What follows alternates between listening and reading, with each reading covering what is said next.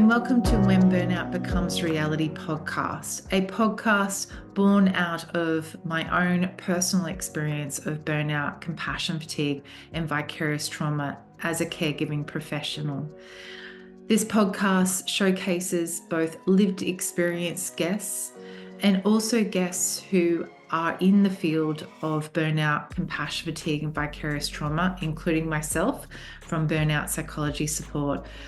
It's all about sharing the wisdom that we have, whether it's the lived experience guests or it's the expert guests, sharing our wisdom so that you, the listener, can gain that wealth so you can either help yourself or be able to help others who are going through this. Just a word of caution as well. Everything that is shared in these episodes are for educational purposes only. They are certainly not a replacement for evidence-based therapy support. It's something that myself, I still engage with it, but certainly when I was in the thick of my burnout, engaged with, and a lot of my other guests. So I really encourage you to do so. So thank you so much for listening. And don't forget, if you like an episode, hit like. I love hearing from you, so comment away or definitely subscribe or follow so you stay up to date with episode releases. But thank you so much for being here and take care of you. Bye for now. Hi, and welcome to another episode of When Burnout Becomes Reality, a solo episode and the very last episode for 2024. I'd like to begin this episode with something new, a little bit of a practice to help give back to our nervous systems and also to transition into listening to this podcast or watching if you are on the YouTube channel. So up to you whether you'd like to follow. You don't need any experience. It's called the soothing rhythmic breath. And as I mentioned, it's just something we can give back to our nervous system and allow us to pause for a moment. So come with me if you'd like. So starting by either closing your eyes or fixing your eyes on a spot in front of you, whichever you prefer. I'm going to close my eyes. And start by shifting that attention with curiosity to your breath. Going to the place in your body you feel it most intensely. Maybe the rising and falling of your chest, or the rising and falling of your shoulders. Wherever you feel it, allow your attention to sit there. And whenever your attention wanders, and it will, whether it's on a thought about this practice, or a thought about something else, or a memory, or a sensation, maybe a noise, maybe a pain in your knee. This is normal and natural and will happen throughout this exercise. But just as soon as you've noticed your mind has wandered, that your attention has gone elsewhere, gently, compassionately bring it back to listening to my voice, being guiding you to bring a soothing rhythmic breath. So with your next in-breath, I invite you to find a pace, maybe something between 3 to 5 seconds, with your breath in, with a pause at the top, just a very small pause, and the same amount, 3 to 5 seconds, out. The important thing here is to find an even rate that allows that rhythm to help support that nervous system. And once you find that rate, to deepen that breath, to offer more soothing to your nervous system, to breathe from your diaphragm. Allow that rib cage to expand sideways and that diaphragm to lift. Almost like there's a balloon blowing up in your stomach area. Just allowing that breath to move from the chest, where it often is when our nervous system is activated, when we're stressed. And just offering it more calm, more soothing. So find that deeper breath if you can. But it's okay if you can't. Just keep to that rhythm. This will offer some soothing in itself. And just stay with that soothing rhythmic breath for 3 cycles.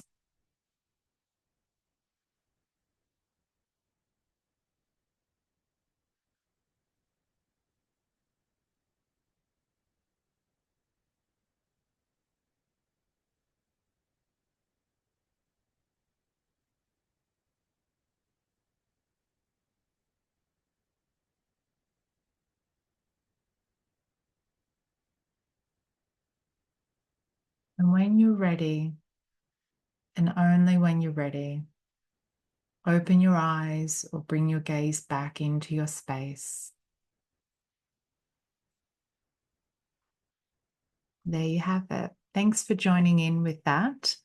I really appreciate your willingness to give that a go. And I hope that it has offered some space for you to feel wholly present here and really gain from that presence and your nervous system being a lot settled, to be able to gain from listening to or watching this episode today.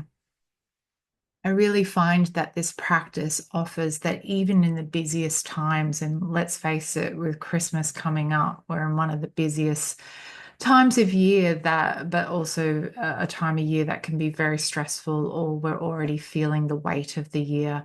But it shows that we can still offer these moments of support even in the busiest of times for ourselves. So I really encourage you to utilize that practice for yourself. I wanted to start off today by acknowledging the year and the season. I think with the theme of looking back to look forward, this is quite perfect because the holiday season can be time of joy, but for many it can be also a time of stress with the weight of expectations of giving, of hosting, uh, it can weigh heavily, especially for those of us who are already navigating burnout. Having that looking back at the year and the exhaustion that has equated, that holiday you've been looking forward to away from work can end up being an added stressor. For myself, it's been a trial and error, and I've learned to protect my energy during this time, finding that blend that works for me, like giving to others whilst also giving to myself. So I've got a few prompting questions for me, but also for you. But starting with me, what has the holiday season taught me about balancing giving and receiving?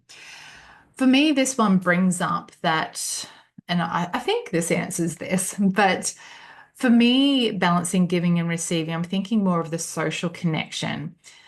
I memories popping into my head. I remember, and it was about, probably about 7 or 8 years ago now, coming back from being up with my family. And I think it was for Christmas, probably was. But that, and often that's how I like to spend my Christmases with my family.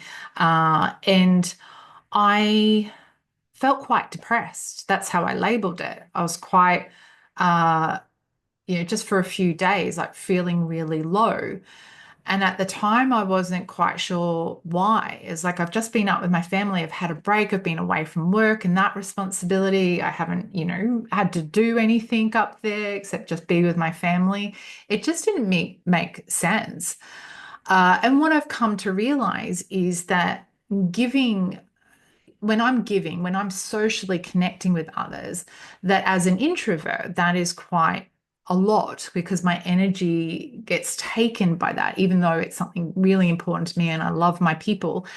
It just takes, and I'm also quite highly sensitive, so I feel the energy of others.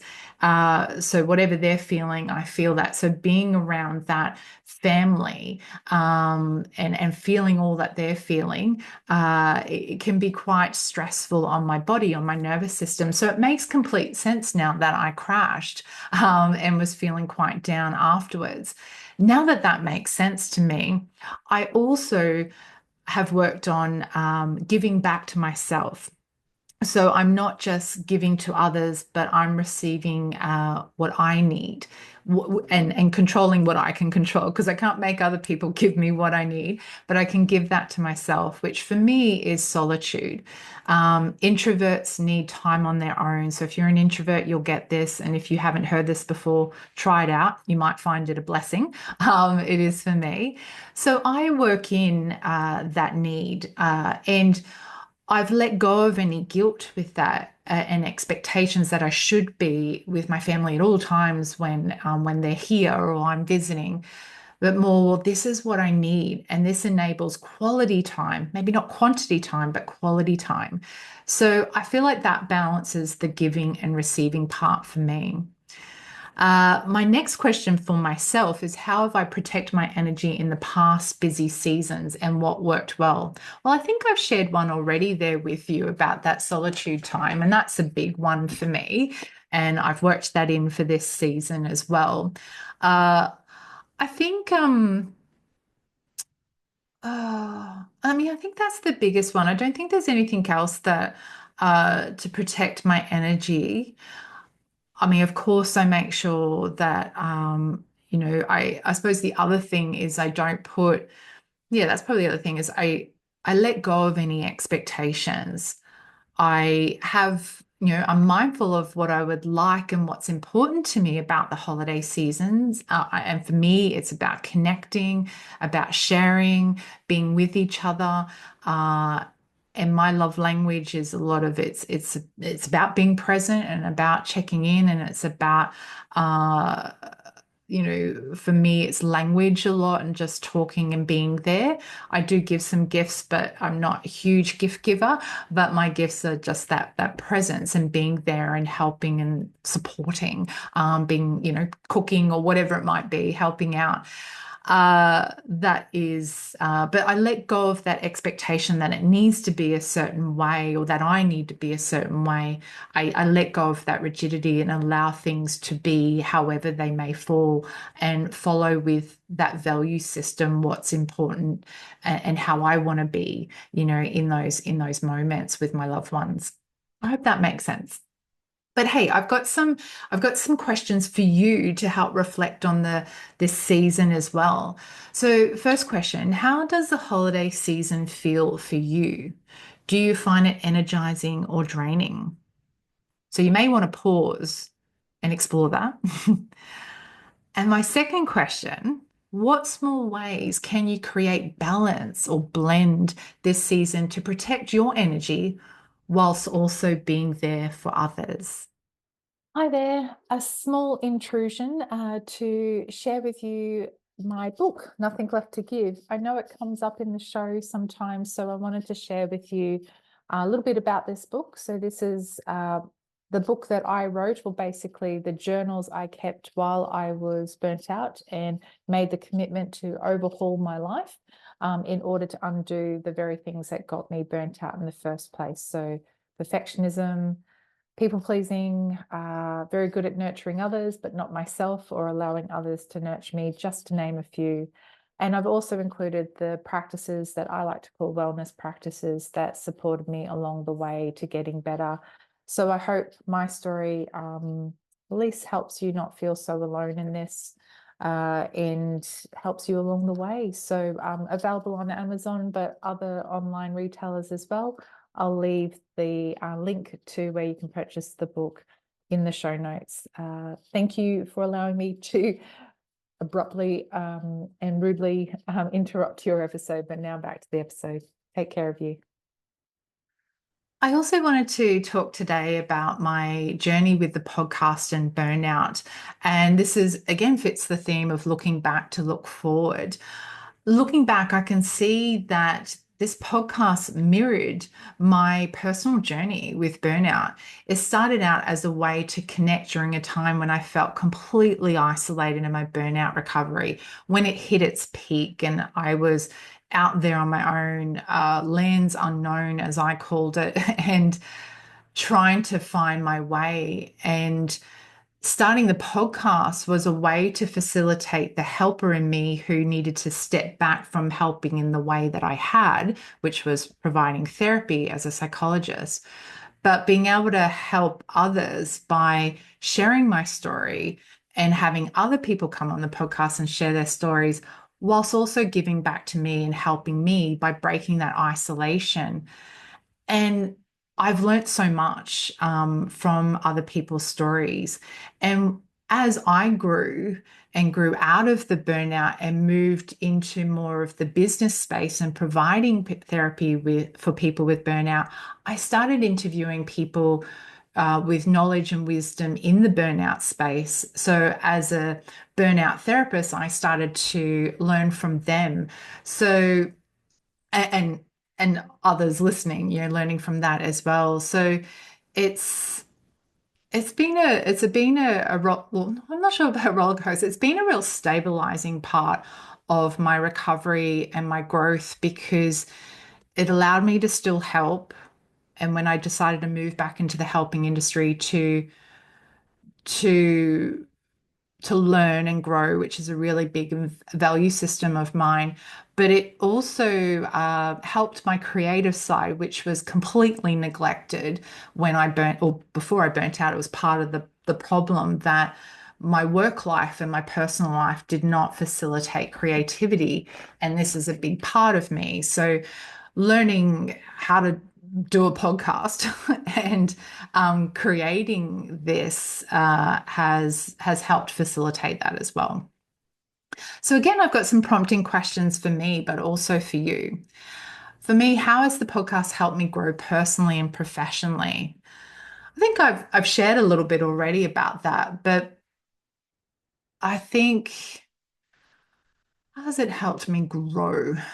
Um, Well, I've learnt a new skill, but the thing that really jumps out is I'm a recovered perfectionist. And back then, when I started the podcast, perfectionism still had its claws in me. She was still controlling my behavior, so to say. Like I didn't have control of it, and which is different now. But the podcast was a really lovely testing ground for that because I was really working hard on her to be able to let go of the beliefs and the behaviors that come with perfectionism.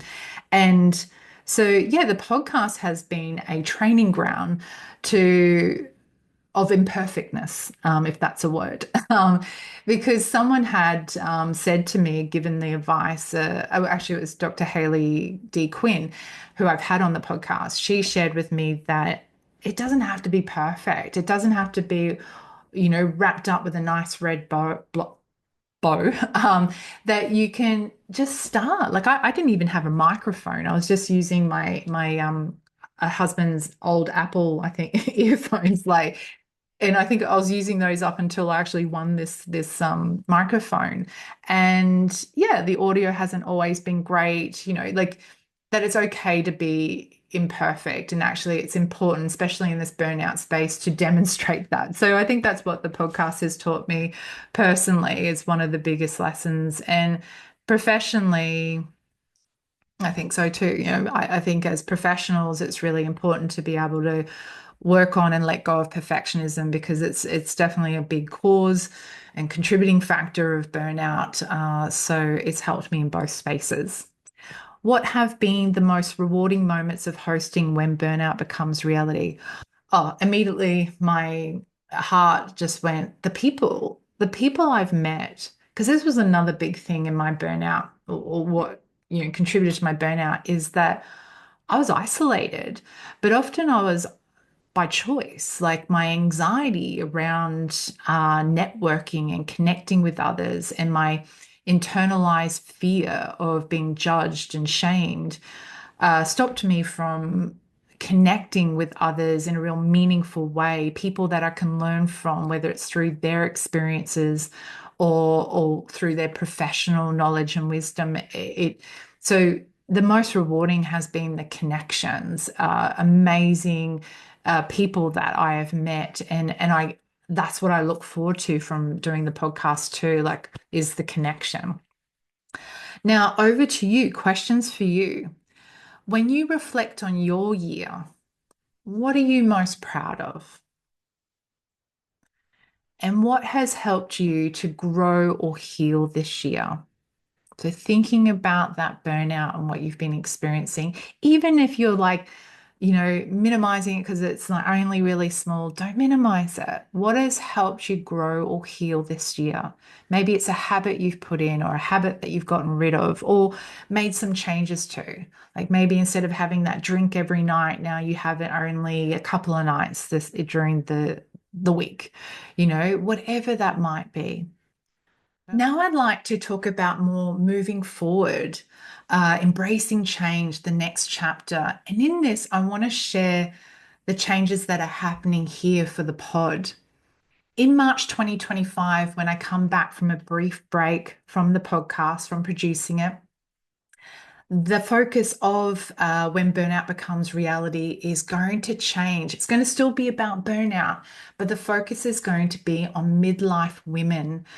I have found that as a midlife woman who experienced her big burnout in early midlife and work with a lot of women in midlife who are experiencing this, there's such opportunity for transformation at this time, but there is a lot of things that midlife women face during this period. So I want the podcast to focus on this.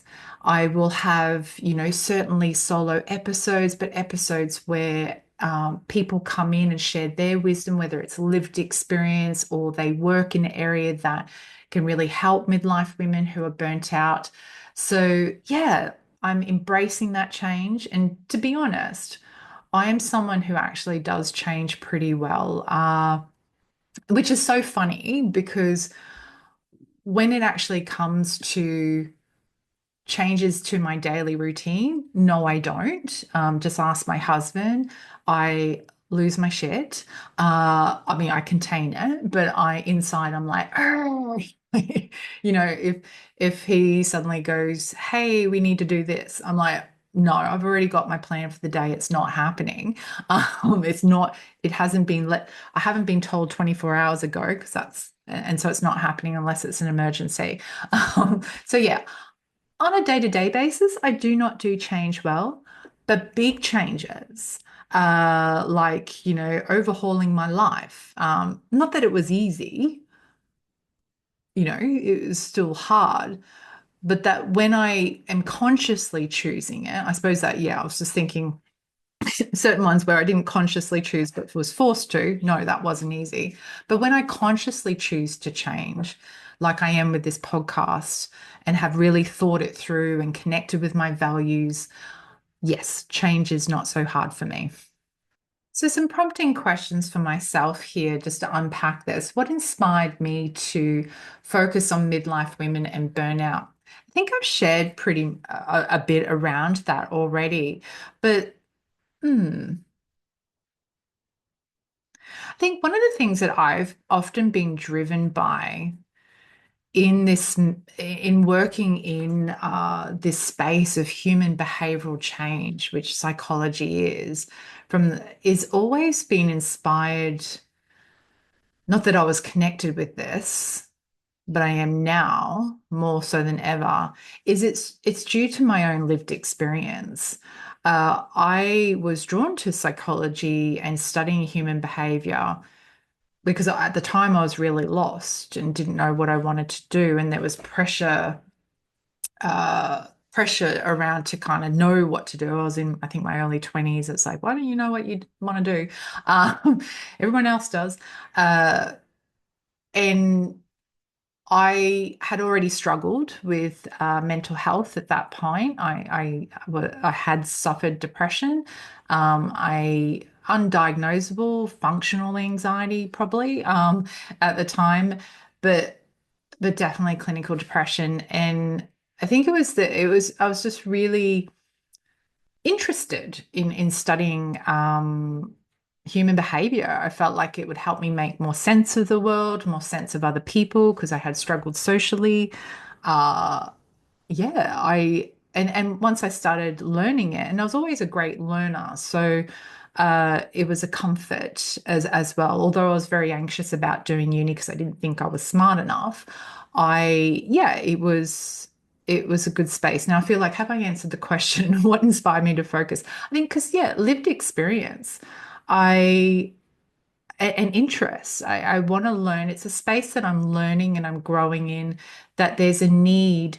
But I'm a midlife woman who has burnt out and has transformed their life. And I feel like that giving back. And that's been part of my journey with becoming a psychologist too. It's like I've learned all this stuff. Like I've got this knowledge and wisdom and skill that I didn't have before. I studied psychology and went and got my own psychology therapy and I was like, I didn't have this knowledge and wisdom. My parents didn't have it, so they couldn't teach me to be able to deal with the world and my mental health. So I'm like, I want to share this with people. So yeah, I feel like burnout because I can share that from a not just a lived experience, but from a psychologist perspective. And I'm a midlife woman as well. So I feel, yeah. And I'm interested in that area. So yeah, that's why. Long-winded answer there. I tend to give a lot of detail that you may, if you're a regular listener, will know. But the second question is, how do I feel about this change and what does it represent for me personally? I mean, I was going to say I'm excited about the change. I don't do excitement, which is something that perplexes me at times, but I acknowledge it and accept it, but also go, is that normal? So I'm interested. I'm a little bit nervous because it is an area that I'm still gaining knowledge and wisdom midlife because just because I'm a midlife woman doesn't mean that I know it all. Burnout, I feel really comfortable in because I've learnt a lot. But I'm reminded of when I first decided to niche in burnout, I was like, oh, I can't really because I don't know everything. So I think it's a bit of that, like, oh, I don't know everything about being a midlife woman. And it's like, it's okay. Um, so yeah, I probably a mixture of, yeah, I'm really keen and I'm interested and I'm committed. And that's a big thing with me. When I decide on something, I commit. Uh, but I'm also slightly nervous as well. And I think there's like a touch of excitement of where this might go, or maybe curiosity, because I'm always open to change. Like this may not be where it ends, the road continues and maybe it'll morph into something else. But yeah, anyway, again, long-winded, detailed answer there for you. But over to you now, some questions to help you as well explore sort of bracing change and the next chapter for you. So looking forward. So here's some questions. What changes have you experienced this year and how have they shaped you? So a little bit looking back to look forward. And second question, looking forward, is there an area of your life where you feel ready for transformation or a fresh start? Even if it's just a little small change, doesn't have to be a big transformation. So, even small transformations will lead to that bigger start. So it might be, big one like changing careers, or it might be stepping down from a position. It might be working part-time, or it might be starting a women's book club group, to help with connection time and that immersion in a hobby that you like. But anyway, some food for thought. Hey there, listeners. Just taking a quick moment to share something special we are gearing up to launch in 2025. Thrive Beyond Burnout, a membership designed specifically for midlife women ready to reclaim their well-being and lead a more balanced, fulfilling life. As a midlife woman who experienced my own big burnout in my early 40s, I know this journey firsthand. Now in my mid-40s, I've found a more balanced, fulfilling way to live, and I'm here to support you in finding your path. In Thrive Beyond Burnout, you'll have access to weekly practices for growth, monthly masterclasses and QA sessions facilitated by me, someone with over 2 decades in mental health and a lived experience of burnout. You'll also have an ever-growing library of resources, and you'll join a private network of like-minded midlife women where you can connect, share experiences, and find encouragement every step of the way. Right now, we are running a pilot phase with our founding members to gather valuable insights, and we're excited to officially open the doors in 2025. So if this sounds like something you've been looking for, I invite you to join our waitlist. Just head over to www.burnoutspsychologysupport.com/thrive-beyond-burnout and fill out the form that you'll find at the bottom. By joining this waitlist, you will be the first to know when we launch. So are you ready to thrive? We look forward to welcoming you to the Thrive Beyond Burnout in the new year. Continuing with looking forward, I wanted to take a moment to talk to the importance of rest and taking breaks, which is something that we've already covered and have covered in the podcast before. But I think this is a season to come back to that as well. And it's something that I have explored for myself. I am taking a couple of weeks off from work altogether across Christmas and New Year, but extending that break for certain tasks that I have in my business as well, where I can. So that is the podcast, which I'm taking 2 months off from and coming back in March 2025, and also my blog as well. And yeah, there are ways in which we can take breaks, maybe not full breaks from something, but what is something within that responsibility that I can take off for a period of time? So yeah, I feel like the end of year is a reminder to us all that rest is essential, and how are we going to work in that moving forward as well, especially if we are burnt out. But if we have recovered and we're looking at preventing burnout, even more so important. I know taking breaks can be quite uncomfortable to begin with because often it feels self-indulgent, or we don't deserve it, or that we feel guilty because we're not doing XYZ, or I'm not productive. There's a whole heap of uncomfortableness that can come with taking a break. But a lot of this uncomfortableness comes from scripts we've been given through our family or cultural systems, but they're not our own. And we can choose to ditch that script. And that's what I really highly recommend. It's not going to be at first that guilt or that, judgment of I'm lazy, I'm not productive. Those thoughts and feelings will be there as you choose that behavior, but you don't need to choose to buy into that. Lead with your value system of rest and the importance of that to help you be a sustainable, thriving human being. So that would certainly be my encouragement there. So staying with the theme of prompting questions for myself, why is rest so important to me, and how has it supported my recovery from burnout? Oh, like this is a big question to answer. And lots of detail here. But I certainly learnt in my family system and culture just through observation, not necessarily direct messaging, but that, rest was a luxury, and or even maybe lazy, and that doing was rewarded and seen as successful, I suppose, or whether those messages were intended, that was what I took on. And it was probably, and I know further ingrained by that was the wider cultural perspective as well. Being busy, good; not being busy, resting, bad, really. But I've learnt the hard way. And I say hard because it took a very severe burnout to recognize that I wasn't resting in a way that was helpful to me.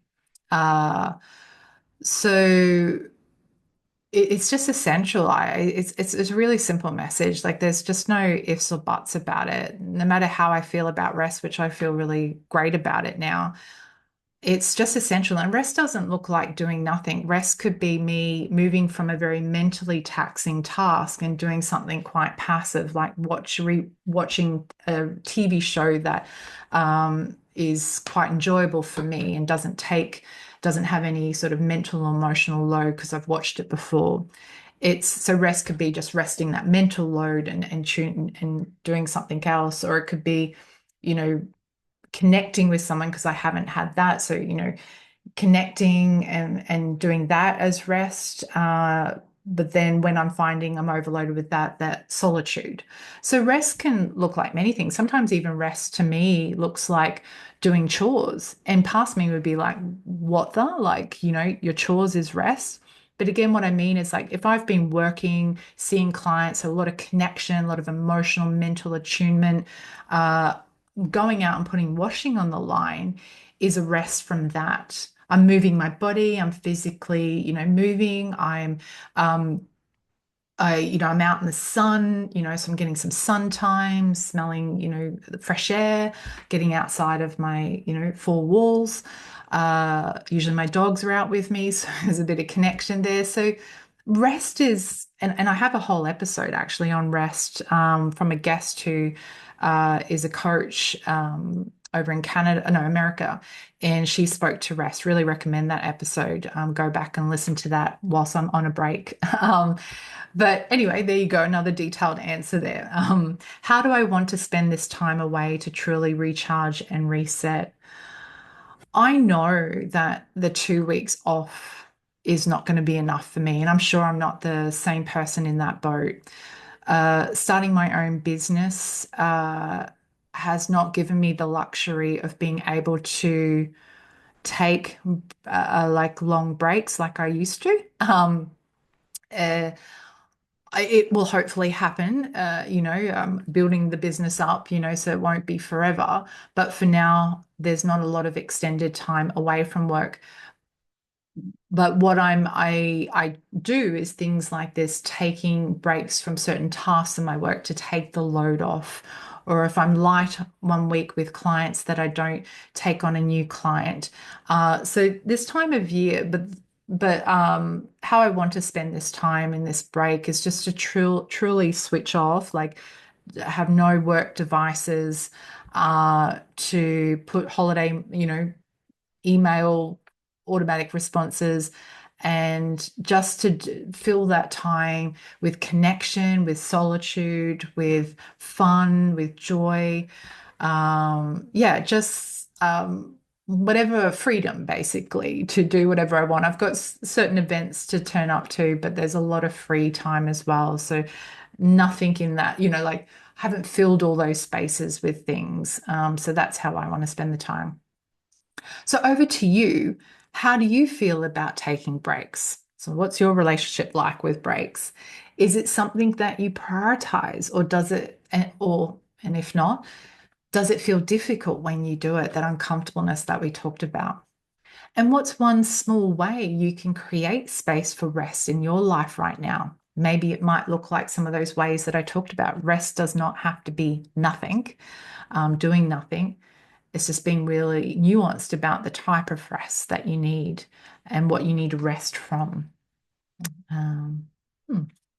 In this last section, I want to take a bit of a wider lens and go back to looking back, not just on the podcast, but and my business, but on personal life as well. And so much has happened since the B day, like where I completely burnt out and wasn't able to work again. And that was February 25th, 2021, somewhere around midday.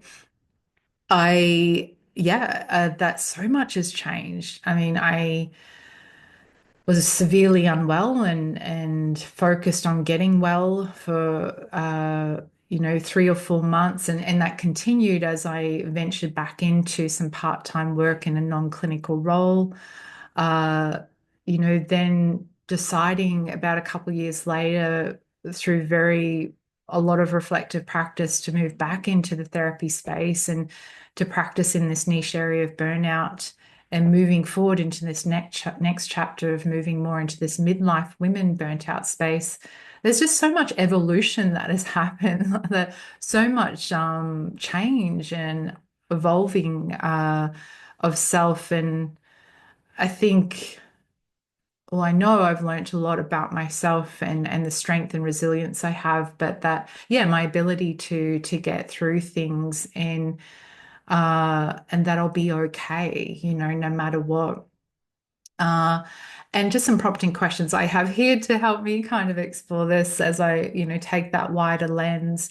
Even on the podcast and the business, even the podcast has had so much evolution as well, going from a more lived experience episode base, and it was called A Different Kind of Gap Year, to then more of a combination of lived experience and expert guests, including myself, and called When Burnout Becomes Reality, and now moving into Midlife Reclaimed. Again, so much evolution, so much change. It kind of reminds me of the importance that whilst I do this evolution and big change as well, and I really think about it and think about it thoroughly and seek support, that just mindful of continually pacing that as well.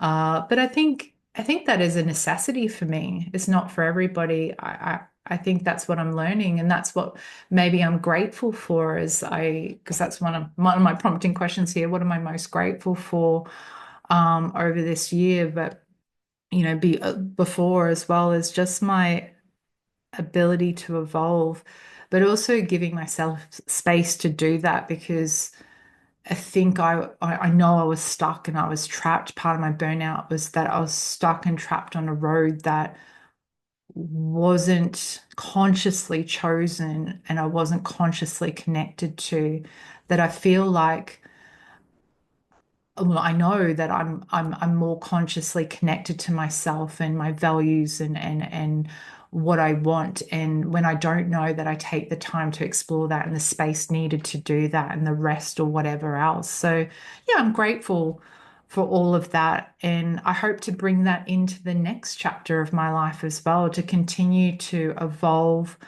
follow the breadcrumbs, as a wise person once told me. And that's just, what my soul, what my heart says. And I know through all my experiences looking back, and I've gotten through all of those, a bit battered and bruised, but got through them. And with each journey, difficult journey, I've learned something from it. I've gained something from it. So I'll know I'll be okay. I think what I want to bring in is that continual into my next chapter, is that continual openness, the continual connection, the continual compassion, and holding my well-being at the highest. Anyway, enough about me again. Let's go to you. When you look back on your year, or maybe you want to take that wider lens like I did, what stands out for you as the biggest lesson or growth moment for you in 2024 or before? And what intentions do you want to carry into or carry forward into 2025? Before you go, I just want to leave you with a message of deep gratitude. Thanks for being part of my journey, whether you're a first-time listener or watcher, or you've been on this journey with me for some time. Just a big thank you. And I can't wait to reconnect in March. And bringing this next chapter of the podcast to you. And until then, please take care of you, rest well, rest in the way that you need to. And remember that you are worth the time and energy it takes to thrive. Bye for now. Me again. Thank you so much for tuning in and listening to this episode of When Burnout Becomes Reality podcast. I do hope that you have gained some insight, wisdom, or taking away something from this episode that is helpful for you with wherever you're at in your burnout journey, or helping others with. Please also reach out. I'd love to hear from the listeners, the viewers, to find out what you're finding helpful, maybe what you still would like to know. So please don't hesitate to follow, subscribe, comment, review, like, shoot me an email. I have my details in the show notes. And if you are in need of services around burnout and you are an Australian citizen, I, in my business, Burnout Psychology Support, do offer group and individual services, telehealth, as well as in-person in Brisbane. So again, check out the show notes. I have my contact details, but the best thing to do is jump on my website at www.burnoutspsychologysupport.com. And just a reminder, of course, to reach out for personalized help. This podcast, whilst we strive to deliver information that can be supportive and educational for you, it is not tailored to meet your personal needs, and burnout is very individualized in terms of what gets us into burnout and what helps support us in getting out. So please do seek professional support. And I think that is it for me to share with you. Thank you once again, and take care of you. Bye for now.